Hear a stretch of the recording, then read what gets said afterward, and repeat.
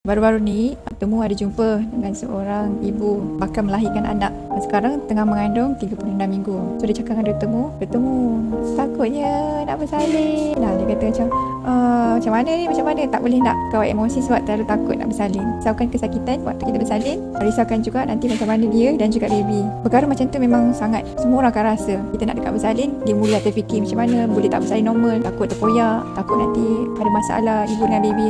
Semua akan rasa macam tu. Tapi untuk ibu-ibu yang dah sarat, mungkin dah 7 bulan, 8 bulan ke 9 bulan menunggu hari nak bersalin, rasa takut sangat. Sebenarnya yang paling penting adalah korang kena dapatkan ketenangan. So, kalau kita tenang, hati kita berlapang dada, kita punya mental kita tenang, kita sangat positif, tahu step apa yang nak kita buat waktu 7 bulan, 8 bulan, 9 bulan, bila ada contraction, cara push yang betul. Bila kita dapat cara yang sebenarnya, kita akan tenang. Bila kita tenang, tak ada masalah. Senang kita nak hadap waktu bersalin nanti. So buat korang yang dekat bersalin tu rasa takut sangat, so korang janganlah stay seorang-seorang.